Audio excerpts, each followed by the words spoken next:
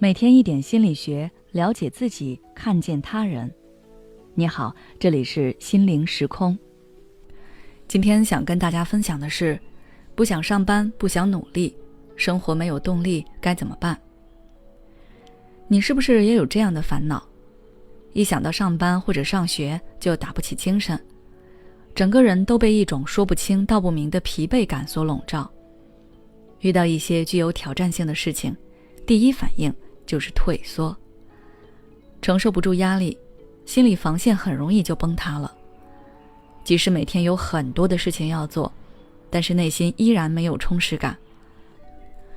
有时候会觉得自己充满力量，但更多的时候，内心如一滩绝望平静的死水，毫无波澜。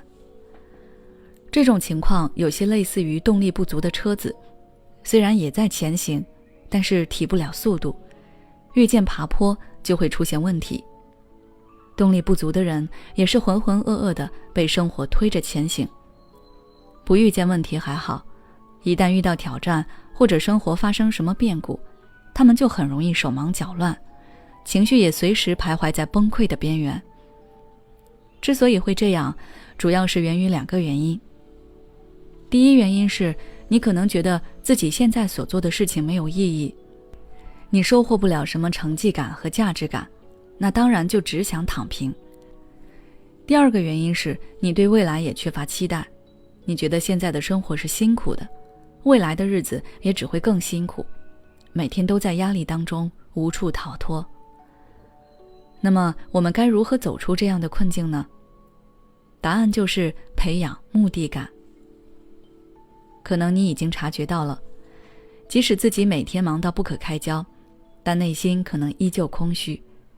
这就是因为你缺乏目的感，你对自己的行为举止和生活状态是迷茫且不关注的。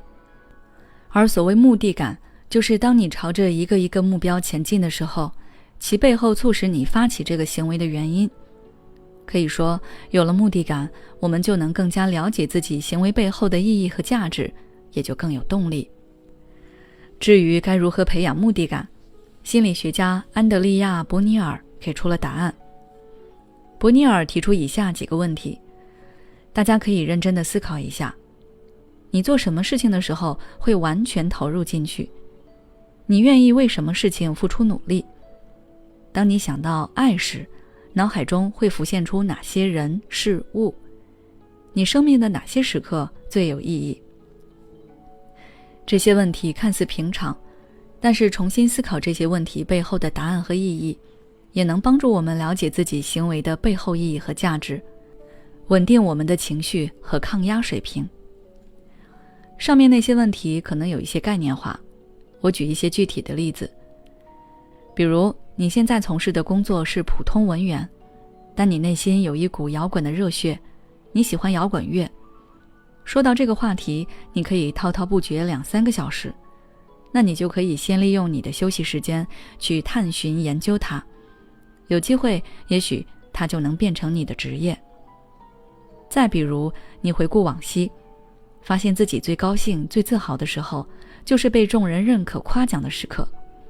那如何成为一个被众人欣赏的人，就可以成为你的一个目标。有了这个目标之后，你要去拆解它，完成这个目标，我需要做哪些事呢？